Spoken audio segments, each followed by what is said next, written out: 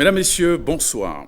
À quelques mois de la présidentielle, plusieurs sujets agitent l'opinion publique, des questions qui renforcent davantage les clivages mouvance-opposition, la prorogation du mandat du président Patrice Talon, la question du parrainage, les décisions de la Cour africaine des droits de l'homme et des peuples. Des questions que nous aborderons ce soir avec Orden Aladati. Il est député, membre du parti Union progressiste et président de la commission des lois au Parlement.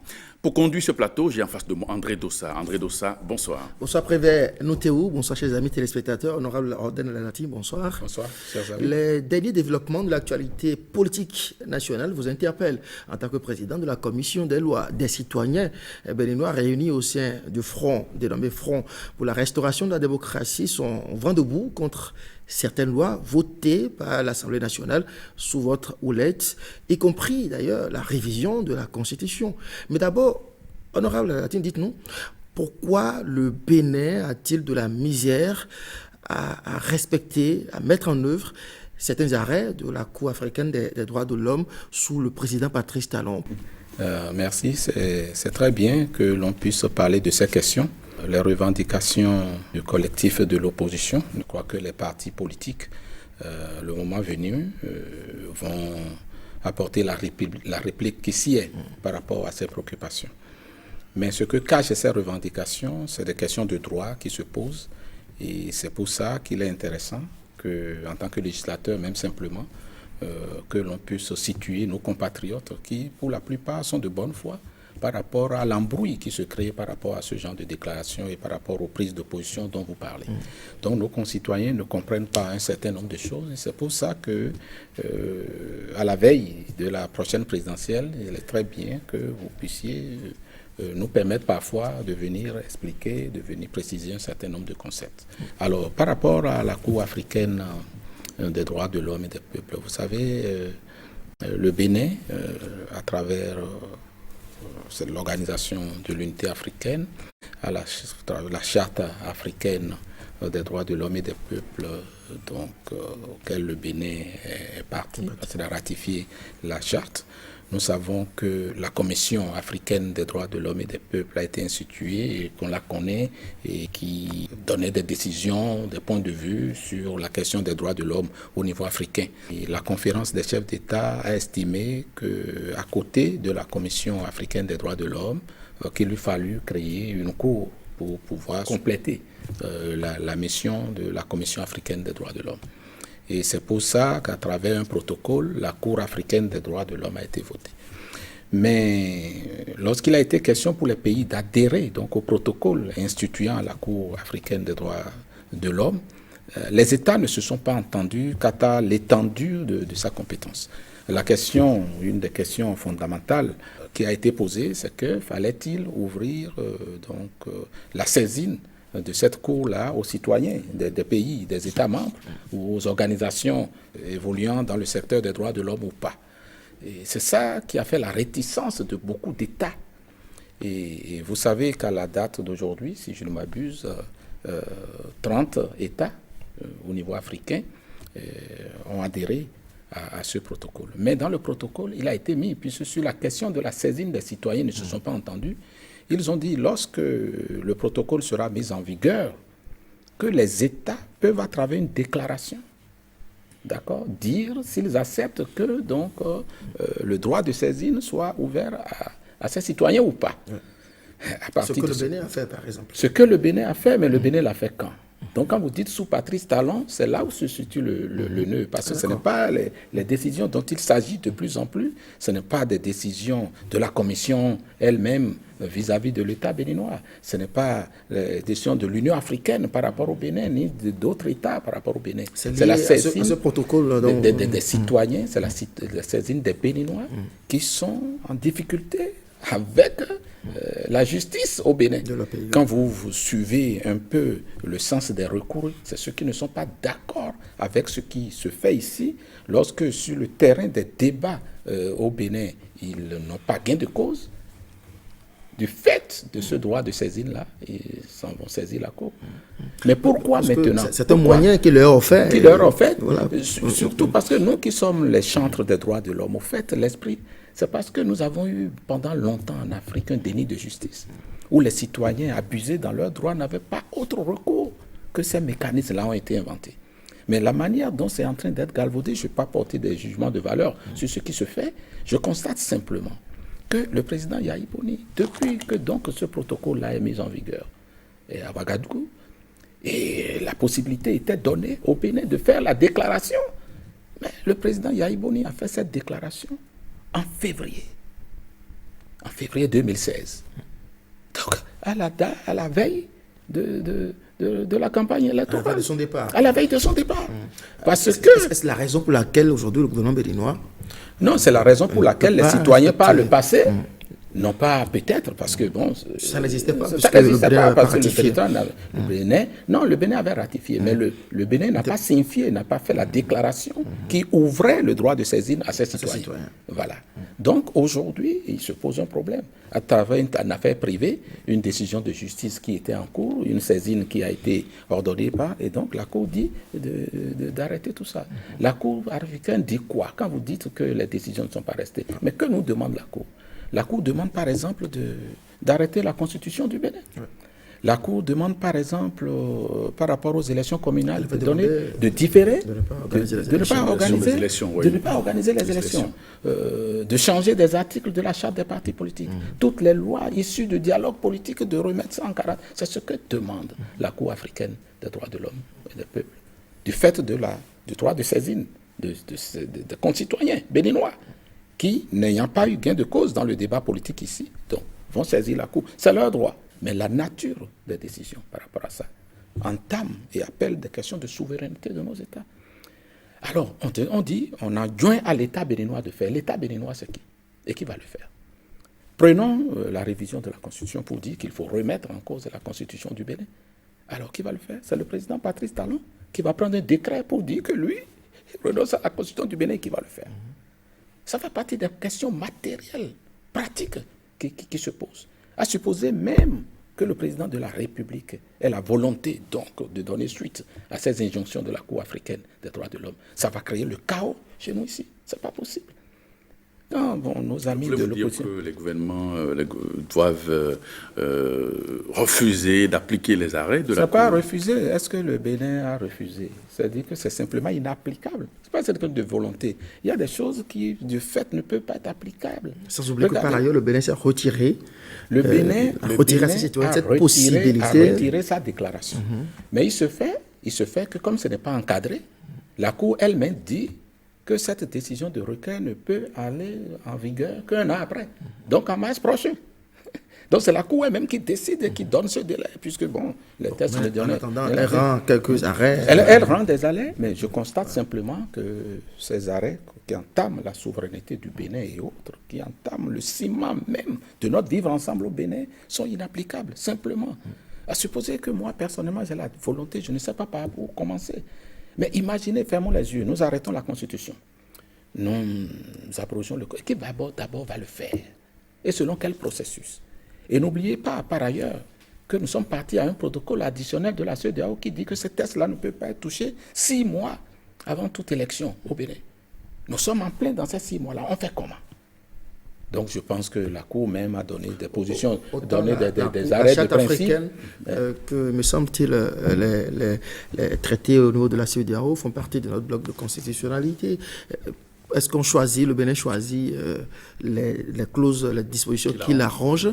Le Bénin, je veux dire le gouvernement, et met en œuvre ce qui l'arrange. Je dis, ce n'est pas ce qui arrange. Je dis à supposer qu'on veuille. À supposer que cette disposition même nous arrange. Comment on fait? On est dans l'impasse là, on ne peut pas. À supposer même que ça nous arrange et qu'on veuille même le faire. On le fera comment? Par quel bout nous allons prendre? Vous savez que la Cour africaine des droits de l'homme dit que le fait que le mandat des membres de la Cour constitutionnelle au Bénin soit renouvelable. Et c'est comme ça depuis 1990 au Bénin, n'est-ce pas? La Cour africaine a dit que c'est contre les droits de l'homme. Je dis, la Cour africaine, dans une de ces choses-là, dit que le fait pour la Cour constitutionnelle du Bénin d'avoir des mandats renouvelables est contre la garantie d'indépendance et donc ça viole les droits de l'homme. On fait comment? Et ça ne date pas... Mais on aura comment comprendre que la Cour ne puisse rendre des décisions qui vont tout le temps à l'encontre des intérêts de notre pays. Ça pose un problème. Au fait, la question des droits de l'homme, elle est multiple, c'est tous les domaines.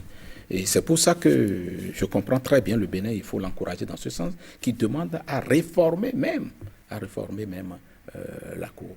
À réformer parce que la Cour, à mon avis, outrepasse sa compétence. Mais si vous prenez, parce que c'est du droit, quand vous prenez les tests, on n'a pas donné de limite. Et c'est ça que des cadres, des fonctionnaires africains sont allés les faire. Je ne veux pas juger la lettre des choses. Je constate simplement, pour ce qui me concerne à l'étape d'aujourd'hui, que ce que dit la Cour est inapplicable. Si vous le faites, ce que demande la Cour, vous entrez le Bénin dans un chaos total. Puisque nous ne pourrons pas organiser les prochaines élections. Nous allons remettre en cause tout ce qui a été fait. Même le récépissé des démocrates sera remis en cause. C'est sur la base de la charte des partis politiques au Bénin que l'on dit d'attaquer. Donc tout ça, c'est un amalgame. On ne peut pas permettre à des citoyens, parce qu'au fait, les membres de la Cour sont des citoyens africains. Donc on ne peut pas, parce que quand des peuples ont parlé, parce que ceux qui ont mis en place ces choses-là, c'est le peuple du Bénin. Parce que la volonté du peuple s'exprime comment ? Ça s'exprime à travers le peuple directement qu'on va consulter. C'est pour ce qui nous concerne dans les États modernes, c'est le référendum. Et la même constitution dit, si on ne veut pas faire et que les conditions d'un certain nombre de députés à l'Assemblée nationale, de 4/5e, l'en décidaient, que ça vaut la volonté du peuple. C'est ce qui a été fait dans les règles de l'art. Donc, il n'appartient pas à quelques juges de venir remettre. Et si on le fait, nous allons mettre nos États dans une insécurité. Ce dont il est question, vraiment, ce n'est pas une question de Patrice Talon, c'est une question vraiment de notre ciment même démocratique et de la construction. Alors, le respect des arrêts de la Cour africaine des droits de l'homme et des peuples n'est pas la seule exigence de l'opposition, en tout cas réunie au sein du Front. Ils exigent également l'abrogation de l'ensemble des lois que vous avez voté, c'est-à-dire l'Assemblée nationale, vous êtes le président de la commission des lois. Alors, quand on laisse de côté cette question des arrêts de la Cour, comment vous réagissez par rapport à cette exigence de Front pour la restauration de la démocratie ? Je les comprends. Mais depuis même le vote de la charte des partis politiques, ils avaient dit qu'ils n'allaient pas appliquer. C'est ce qui nous a conduit là, non ? À la radicalisation de leur position. Déjà, lors du vote de la charte, cette opinion s'était déjà exprimée. C'est normal, ils ne veulent pas, d'accord. Mais quand on est en démocratie, qu'ils ne veulent pas, et que la grande majorité concède et dit nous sommes d'accord pour nous engager dans ce processus, quand on a échoué, il faut suivre les règles de la République. Dès lors que le process est respecté et que les choses sont faites dans les règles de l'art, vous êtes minoritaire aujourd'hui, vous travaillez à vous enraciner, quitte à devenir majoritaire demain. C'est l'ordre des choses de la démocratie. Donc ils reviennent sur ça sous forme d'exigence. Et nous autres qui sommes d'accord, nous disons quoi ? Nous exigeons quoi ? Nous exigeons de continuer. Exigeants contre exigeants, on fait quoi ? Donc l'exigence dominante va prévaloir. Il demande que l'on revienne sur la Constitution de 90, notamment qui situe quand même la durée du mandat du président. Avec la nouvelle Constitution, avec la Constitution révisée, le mandat a été prorogé de 45 jours. Ce n'est pas ça du tout. Je vais vous expliquer. Et qu'est-ce qui a entraîné ça ? Au dialogue politique. Prenons les choses à partir du dialogue politique au moins, parce que ça a été un lieu de dialogue et un lieu où un consensus a été établi. Suite à ce consensus, les décisions, les recommandations ont été opérationnalisées et suite à ça, nous avons eu les tests subséquents. La révision de la Constitution, la charte des partis politiques qui a été modifiée. Après, il y a eu des lois nouvelles telles que le code qui a été repris. Nous avons eu le statut de l'opposition. Nous avons eu la loi sur le financement public des partis politiques et nous avons une loi d'amnistie. Pour mémoire, c'est tout cela que la Cour africaine dit de laisser de côté et de continuer. Et donc, l'opposition reprend cela. Voilà. Mais pour ce qui concerne la durée, nous avons décidé au dialogue politique d'aller vers des élections générales. Élections générales supposent, pour faire court à l'organisation simultanée, c'est-à-dire que dans la même année, voilà. Donc c'est la même année électorale, mais par la disposition des choses, nous avons voulu que les législatives et les communales aient lieu le même jour, et puis dans la même année, un peu plus tard, l'élection présidentielle. Ça, nous avons décidé de ça, ça a été opérationnalisé, donc des élections générales. Après, la question se pose de savoir, mais les premières élections générales, là, on commence quand ? On avait beaucoup de délais. le groupe d'experts qui a opérationnalisé les choses a posé des hypothèses. Je vais faire court en disant que c'était possible peut-être de démarrer en 2021. C'est possible. Après les prochaines élections présidentielles, c'est quand? C'est en 2026. Après 2026, les prochaines, c'est 2031. Je prends pour repère l'élection présidentielle parce que c'est l'élection majeure. Si vous voulez faire des élections générales, mettre dans la durée l'organisation de la même année des élections, il faut aligner les mandats. Vous ne pouvez pas le réussir dans le temps si certains ont des mandats de 4 ans et d'autres des mandats de 5 ans. Pour mémoire, le mandat du président de la République était de 5 ans, le mandat des députés était de 4 ans, le mandat des élus communaux était de 5 ans. Il fallait aligner. Donc, nous prenons quoi? On met tout le monde sur 4 ans? Ou bien on met tout le monde après sur 3 ans? Le constituant avait la possibilité de choisir, au fait. On a dit non, on ne va pas rompre ce qui est fait jusque-là. Ce qui est sensible au Bénin, c'est le mandat du président de la République. Ne touchons pas à ça. Donc 5 ans. On aligne tout le monde sur 5 ans. Les élus communaux sont déjà sur 5 ans, donc il faut mettre les députés sur 5 ans. D'accord, on le fait. Mais alors, les premières élections générales, on le fait quand? Si nous le faisons en 2021, cela suppose que les députés qui étaient appelés à voter ces textes-là, nous allons écouter leur mandat. Parce que les autres, ils étaient élus pour un mandat de 4 ans, qui ne serait pas achevé en 2021, puisque leur mandat de 4 ans finit quand? Ça finit en 2023. Donc, on va écouter leur mandat pour l'aligner sur 2021 pour un début. Les maires qui étaient en exercice, on allait proroger, on n'aurait pas organisé les élections communales. On aurait prorogé au moins le mandat de ceux qui sont en exercice pour que ce mandat finisse en 2021. Ça devenait un peu compliqué. On a dit non, 2021 n'est pas la bonne hypothèse. Allons en 2026 pour voir. Si nous faisons 2026, ça suppose quoi pour nous? Ça suppose que les députés qui seront élus en 2023 auront un mandat de 3 ans. D'accord. Mais puisque la loi serait déjà votée, avant que ceux-là même ne soient candidats, ils seraient déjà avertis sur ce qui les attend. Donc à partir de cet instant, dire aux députés de 2023 qu'il va finir son mandat en 2026, exceptionnellement, avant de prendre des mandats de 5 ans à partir de 2026, ne choquerait pas autre mesure. Donc ça, de ce point de vue des députés, ça marche. Du point de vue des élus communaux, dire que ceux qu'on va élire en 2020 vont faire un mandat de 6 ans plutôt qu'un mandat de 5 ans. Et comme ça c'est connu avant d'aller aux élections, personne ne cracherait sur ça. D'accord, donc ça tient la route. Et mandat de 5 ans pour le président de la République demeure 5 ans. Et donc c'est le délai normal pour organiser les élections. D'accord. Donc ce problème-là est réglé de ce point de vue. La nuance dans les dates maintenant, d'où est-ce que ça vient? Ouais. Ça participe de ce que... Voilà, ça participe de ce que il faut commencer. Et la Constitution dit qu'il faut organiser les élections communales et législatives le même jour, mais avant l'élection présidentielle. Donc il faut fixer la date de l'organisation des élections législatives et tout ça. Donc nous collons en début de l'année 2026.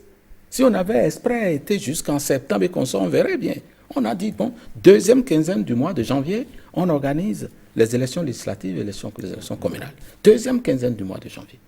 Quand vous avez fini de dire ça, d'accord, à quand vous mettez l'organisation de la présidentielle alors?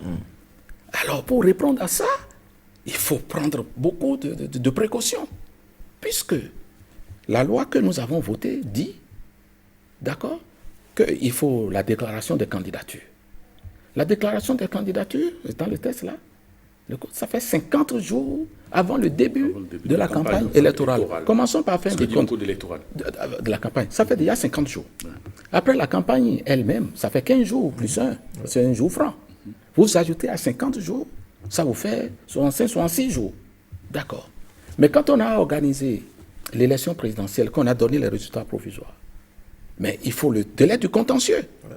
L'un dans l'autre, vous vous retrouvez déjà à 2 mois et demi. Donc nous disons, il faut donc qu'on mette un écart de 3 mois entre l'élection communale et législative qui aura lieu deuxième quinzaine du mois de janvier, 3 mois après, deuxième quinzaine du mois d'avril. C'est ça. Deuxième quinzaine, parce que pour qu'on ait des dates fixes.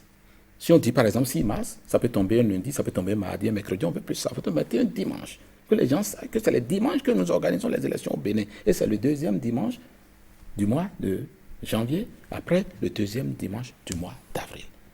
Quand vous avez fait ça. Et après, il faut finir les élections avec tous ces critères-là. On va connaître le président et puis après, il va prêter serment.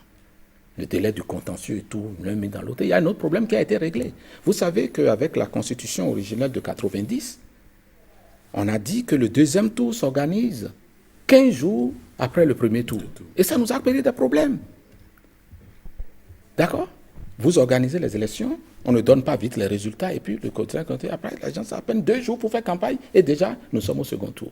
On a voulu régler le problème, pour qu'on ait ce temps-là, quand même, pour pouvoir régler cette situation. Donc, du coup, l'un dans l'autre, ça fait 3 mois entre les deux. Nous faisons 3 mois entre les deux. Ils prêtent serment, donc, en mai, 4e dimanche du mois de mai. Quand on a fini de dire ça, après, on regarde le président en exercice. Il faut des dispositions transitoires.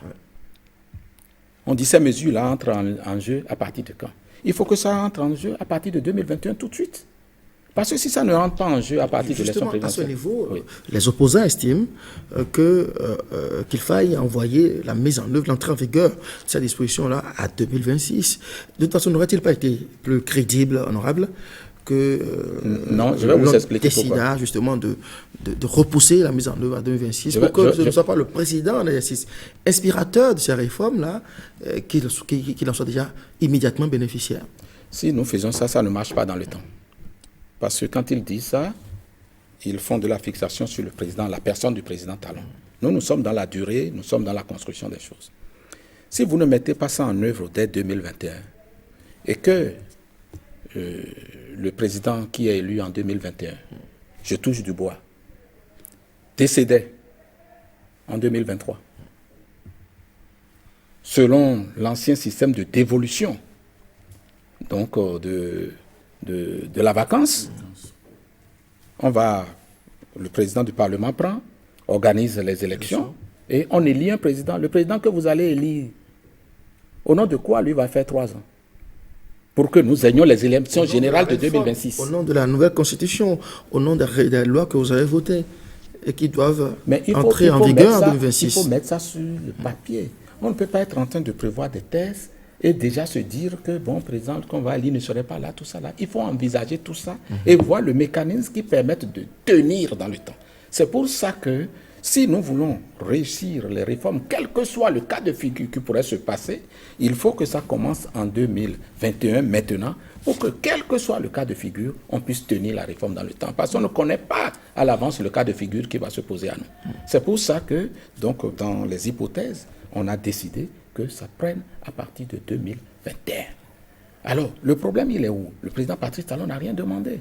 Il se fait simplement, étant entendu que le président, peut-être que le président qui sera élu en 2021 ne sera pas Patrice Talon. Donc, alors, on dit que le président qui sera élu en 2021, lui, prête serment en mai. Mais entre les deux, comment on fait? Le législateur, donc, le constituant, dit que nous permettons à celui qui est là d'aller jusqu'à la prestation de serment de celui qui sera élu. Est-ce que c'est difficile, ça?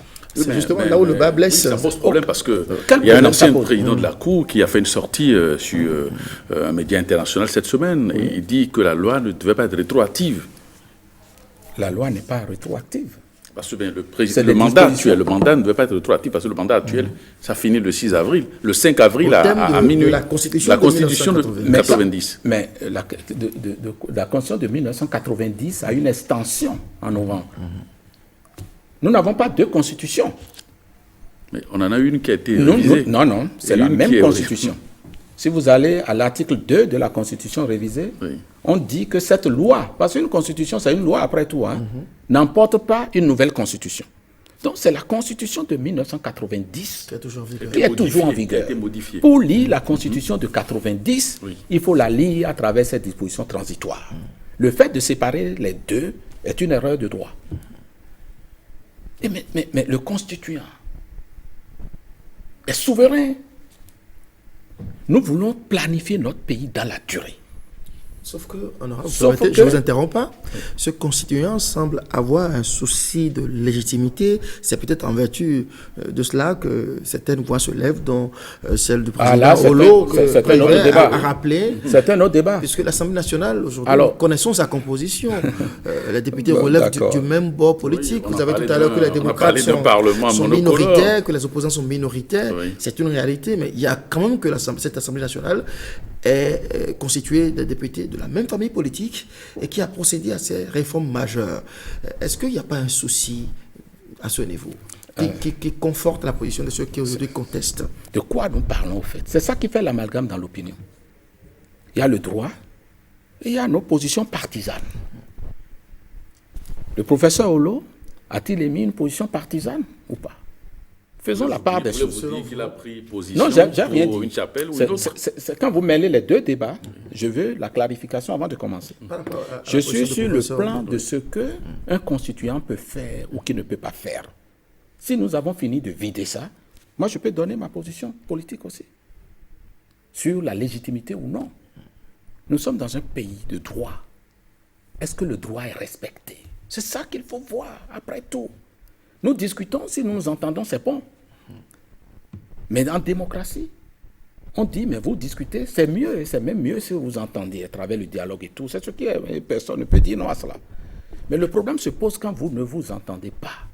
Quand vous ne vous entendez pas, la décision de qui prime? J'ai posé cette question-là à des élèves quand on était en campagne la fois dernière. Des élèves de la seconde en terminale. J'ai dit, comment vous prenez les décisions dans votre salle? Si tout le monde est d'accord, il n'y a pas de problème. Hein? Quand nous voulons dire que les mercredis, il faut que tout le monde vienne à l'école avec du rouge, si nous voulons dire ça, et que certains dans la classe disent nous ne sommes pas d'accord, et d'autres disent non, c'est ça qu'on doit faire, on soumet au vote. Après, vous êtes 40 dans la salle, 30, 35 disent non, nous devons le faire ainsi. 5 disent ne sont pas d'accord. Les élèves m'ont dit, quand 30, c'est vrai, les élèves m'ont dit, quand 30, 35 l'ont dit, il faut chercher le dialogue. Hein. Il faut chercher à se convaincre. Oui, mais vous l'avez dit tout à l'heure. Vous avez dit que le président... cette image-là à la classe politique actuelle du Bénin, le vote ne signifierait-il pas le référendum? Parce que l'Assemblée nationale... Le vote de quoi? C'est-à-dire, dans une classe, les élèves ne sont pas d'accord, il y a une certaine minorité qui marque son désaccord, on soumet au vote. Quand on transpose cela sur la classe politique béninoise, cela ne voudrait-il pas dire on soumet au référendum? Non. C'est pas ça. Si dans la classe, le processus de prise de décision est connu et que l'on dit que dans la classe, pour prendre cette décision, si 30 personnes sont d'accord, il suffit que d'être 30 personnes sont d'accord, le reste on ne considère plus. Pour être précis, pour ne pas embrouiller les concitoyens, au Parlement, on a dit pour réviser la Constitution, d'accord, il faut tel. Ce que vous avez respecté. Et on a dit, si 4/5 sont d'accord, unanimes pour qu'on aille dans un certain sens, vous pouvez le faire. Il y a une question de considération du Parlement. Il se trouve que dans le Parlement, il y a des députés du même bord politique. Mais le bord politique, c'est après coup. Vous savez, dans l'histoire politique du Bénin, sous le président Yahi Boni, là, il est arrivé un moment où tous les députés étaient de son bord. Et pourtant, les lois ont été prises sans problème. Le fait de dire que nous soutenons un président en exercice, c'est un acte politique qu'il ne faut pas mettre ensemble avec l'acte électoral.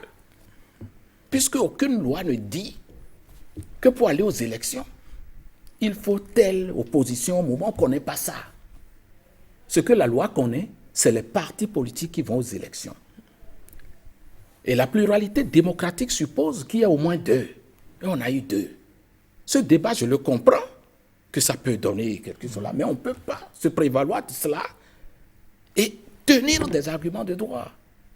Personne n'a jamais dit, dans aucun de nos tests, ni au Bénin, ni au niveau africain, parce que même la déclaration d'opposition chez nous, on connaît bien le vase communicant que cela constitue au Bénin. Celui qui est opposant aujourd'hui peut être mouvancier demain. Comment vous pouvez savoir cela? Il se fait que, exceptionnellement, le président Patrice Talon qui gouverne a une équipe solide qui l'accompagne et qui a moins de jeux de chaises aujourd'hui. Sinon, nous aurions été même déjà mis à mal par rapport à cette considération de qui est opposition, qui ne l'est pas. Vous avez vu avec le président Yahi Boni. quand il a fini par soumettre le G13. Mais qui était son opposition au Parlement au lendemain de 2006? Il n'y en avait pas.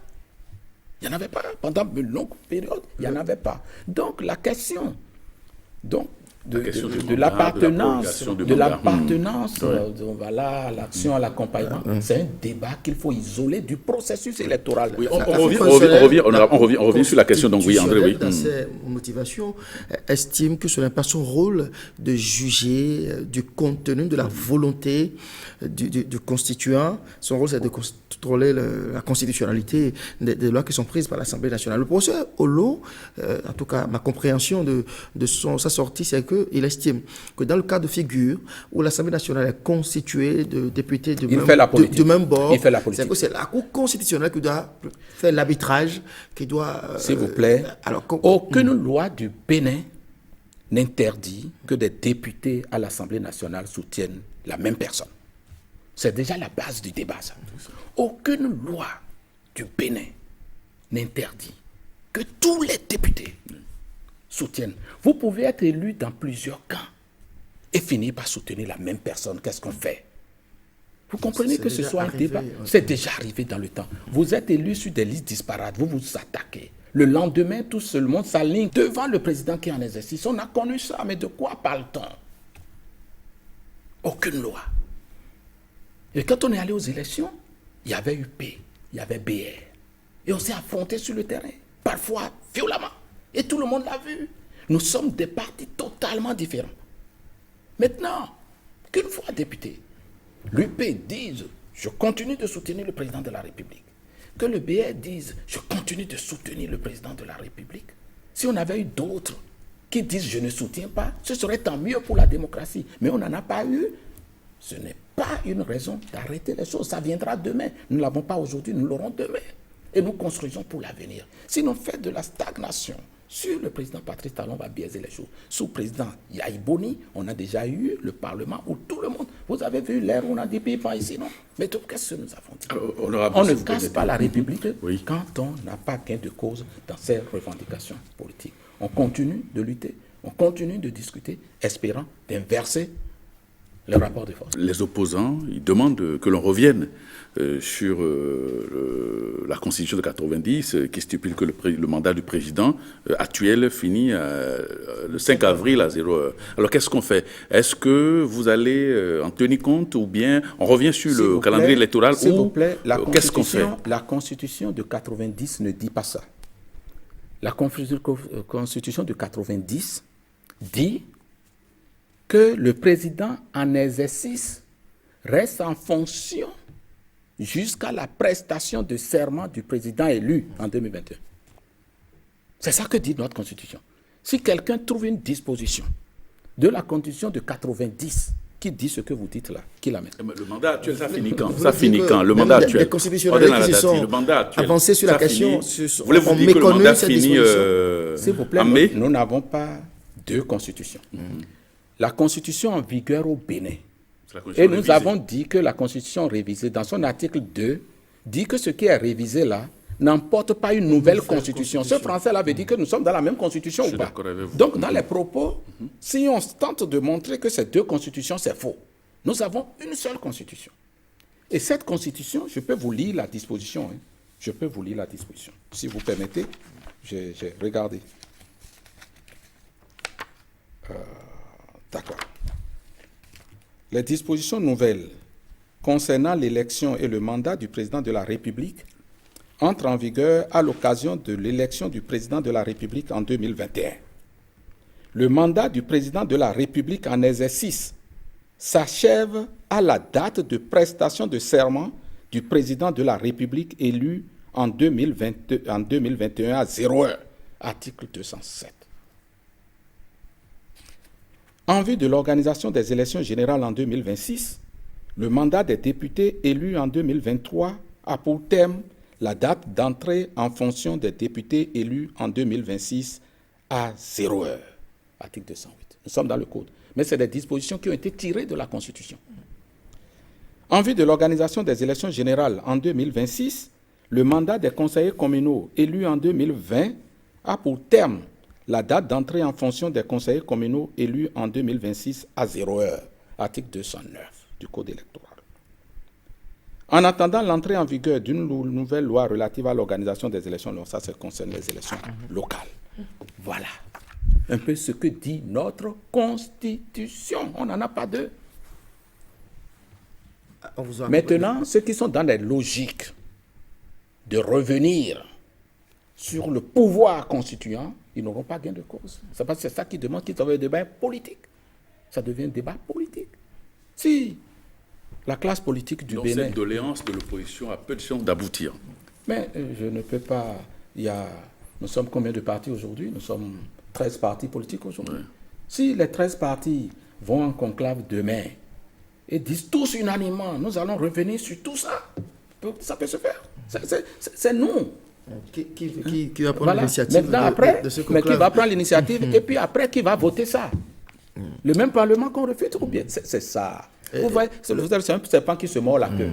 Et ce même Parlement. Prenez quelqu'un qui fait une recommandation, dites-lui d'aller jusqu'au bout, il ne pourra pas. Il ne s'agit pas de faire des incantations.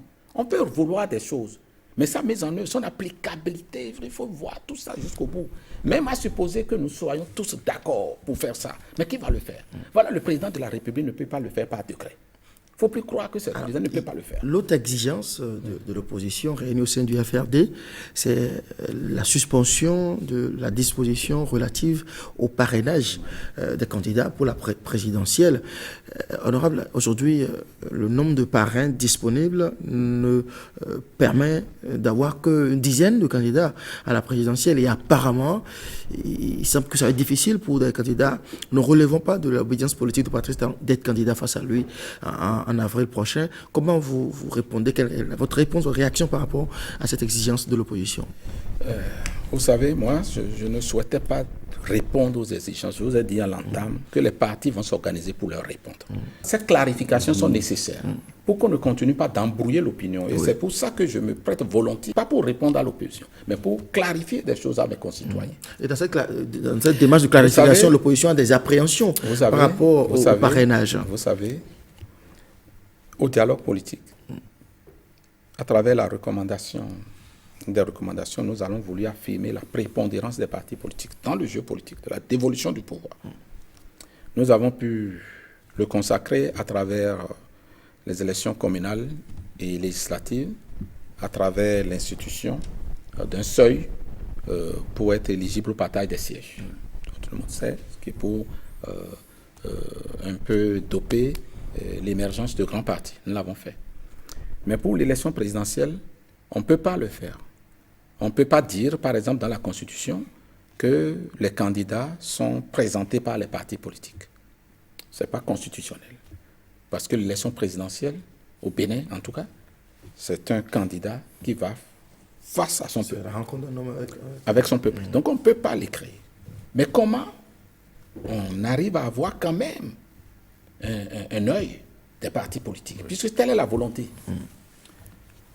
Le parrainage ici, ça permet de régler ce problème et ça permet de régler la question de ce qu'est devenu la candidature présidentielle chez nous, qu'on a voulu régler en temps à travers le code tel qu'on avait voté et la caution était un peu forte, ainsi de suite.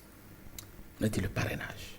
Est-ce que les parrains seront briefés par le parti avant de délivrer? Mais ce n'est pas que sous Talon que nous avons eu ça. Regardez. La commission Nyolonfon,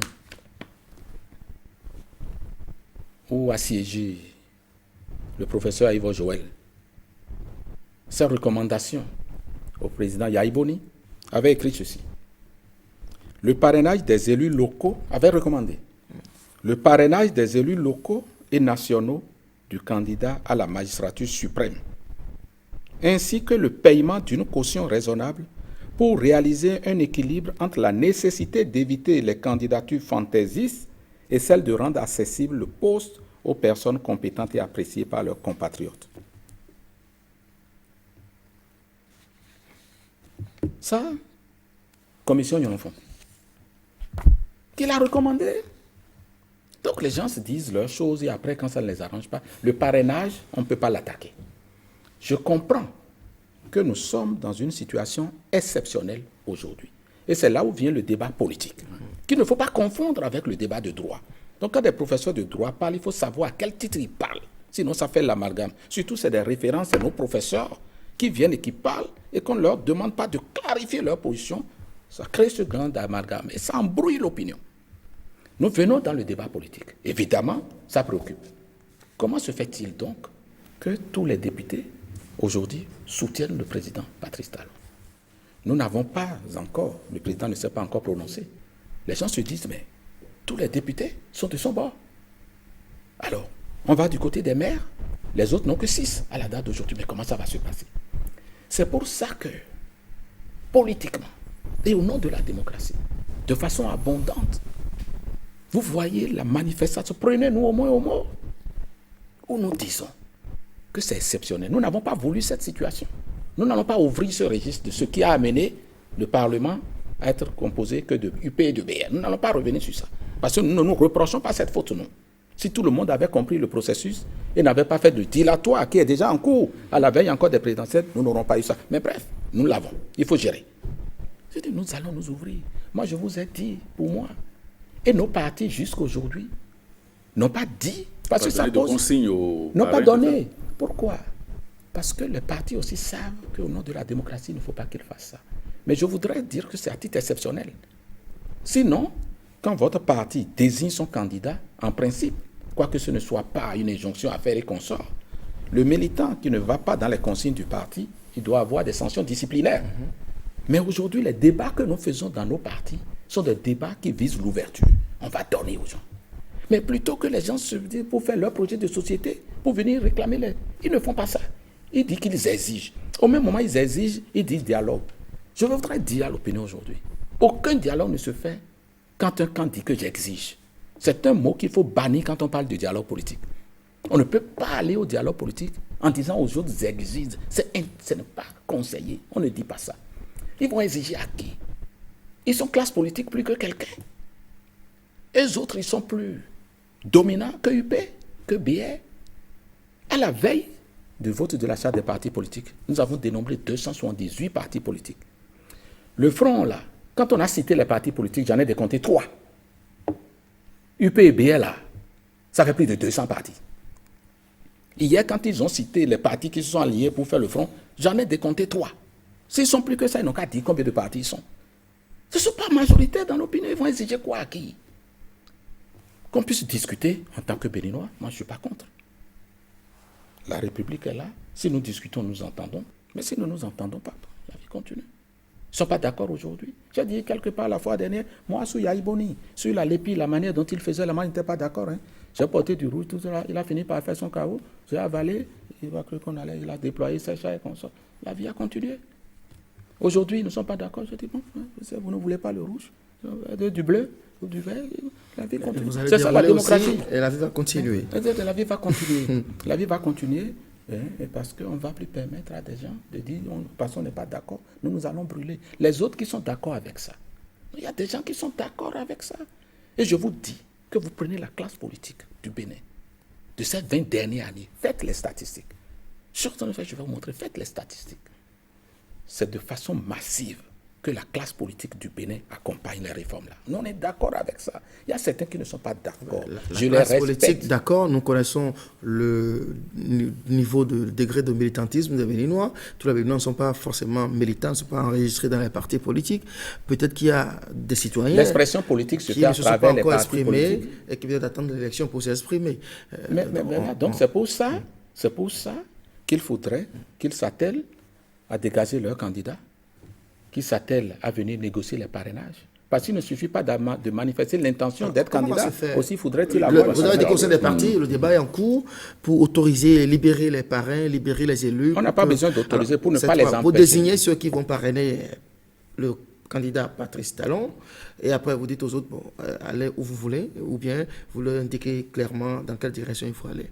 Non, déjà que c'est très fondamental que les partis, en tout cas le parti auquel j'appartiens, l'UP, n'ait pas pris de décision pour dire au nom de la discipline du parti, vous devez faire tel. Il n'y a pas encore eu cette décision. L'UP désigne son candidat, vous avez vu, il a désigné son candidat, d'accord. C'est donc au nom de la discipline du groupe, parce qu'il faut marquer ce principe-là. Le militant doit aller dans le sens indiqué par son parti.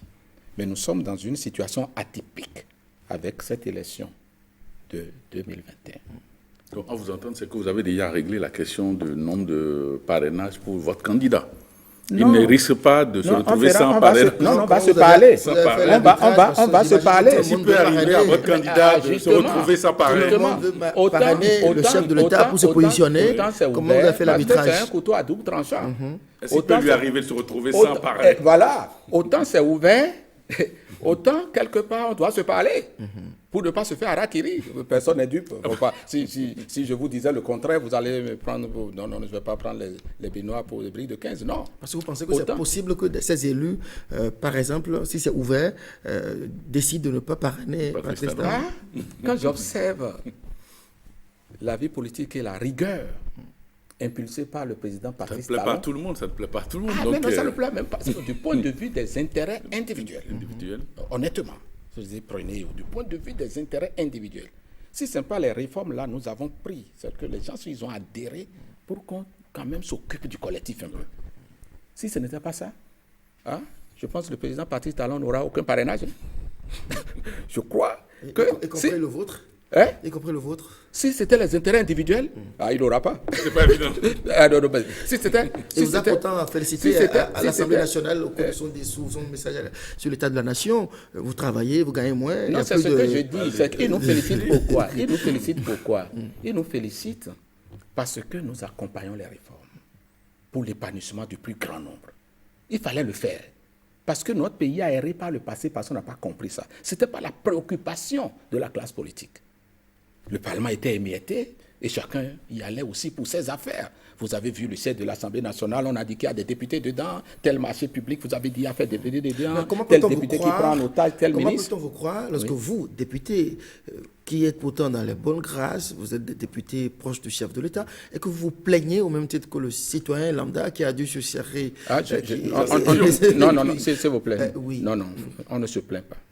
Parce que c'est l'argent du contribuable qui nous paye les indemnités. Je n'ai pas dit qu'on se plaint. Mais il y avait des pratiques.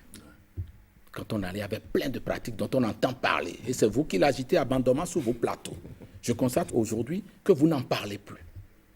Ces choses-là, le président Patrice Talon a dit non, arrêtez quoi. Et nous avons compris. Ceux qui ne sont pas avec lui croient que c'est les mêmes errements du passé qui ont continué. Au fait, quand les gens nous attaquent, ils nous jugent à travers le prisme de ce qu'ils ont été. D'accord? C'est pour ça, c'est tout le problème que nous avons. C'est-à-dire que ceux qui accompagnent le président Patrice Talon et qui acceptent les réformes aujourd'hui se disent « enfant, il y a mon demain ». Ce qu'on a dedans, c'est les résultats qu'on est en train d'avoir. Le président Patrice Talon, je ne dévoile aucun secret, a dit un jour, mais question d'argent, ce que vous faites là, il faut avoir la fierté de dire « vous avez contribué ». Moi, je veux avoir la fierté de dire, par mes prises de position et tout, j'ai contribué à ce qui se fait. C'est plus fort pour moi que les valises d'argent qui circulaient contre moi. On me donne un peu d'indemnité, j'essaie de gérer ça. On fait l'effort. Voilà, c'est ce que je dis. Donc, on ne peut pas se plaindre au même titre que les autres, ce n'est pas vrai. On a des indemnités. Le député a des indemnités, s'il gère bien, il peut s'en sortir. Il y a certains qui vont au boulot matin, midi ou soir, qui ne s'en sortent pas, on le sait. Et tout le monde le sait. C'est pour ça que nous devrions continuer ce que nous faisons là, pour que la classe politique ne se partage pas ses sous, pour que petit à petit, on règle ces problèmes de la cité, de la nation. Le chef de l'État a annoncé au cours de sa tournée de reddition de comptes que la présidentielle du 11 avril prochain sera une fête. Comment cela pourrait-il être possible lorsque on sait qu'en face, il y a une opposition regroupée au sein d'une coalition, enfin un front pour la restauration de la démocratie, et que lui, il a déjà avisé, à la Saint-Sylvestre, il a avisé en disant qu'il ne compte point se dérober. Et à la dernière étape, une des dernières étapes de sa tournée, il a dit, écoutez, 22 stades en 5 ans, encore 5 ans de plus, et c'est fini. Il se projette déjà dans son deuxième... c'est des propos qui nous apaisent et qui nous rassurent. Cela pourrait être une fête lorsque l'opposition rouspète, elle exige, elle proteste, elle conteste. Dites-nous comment est-ce qu'il compte, Patrice Talon, organiser cela? Comment il fait en sorte que ce soit une fête? Non. Son rôle, par exemple, c'est de ne pas agir pour capter tous les parrainages de ceux qui le soutiennent déjà aujourd'hui. Si lui-là, voilà, c'est sûr que certains voudront massivement aller. Lui peut dire non, donner aux autres, par exemple. Puisque le parrainage, les gens ne croient pas, c'est dire que nous avons des fiches. Mais sachant qu'il garde sa fiche, il va le donner à celui qu'il veut parrainer. Avez-vous déjà signé, rempli la vôtre? Non, je n'ai pas retiré encore. Les candidats, je ne les vois pas. Moi, j'aimerais prendre et signer, donner aux candidats. Est-ce que des candidats vous ont déjà contacté? Non, aucun, malheureusement. Avez-vous compris pourquoi? Non, c'est parce qu'ils ne savent pas s'ils sont candidats ou pas, je crois. Et c'est pour ça que ça tarde, ils n'ont qu'à vite faire. Parce que si vous voulez diriger un pays et que vous ne savez pas que vous serez candidat, c'est grave.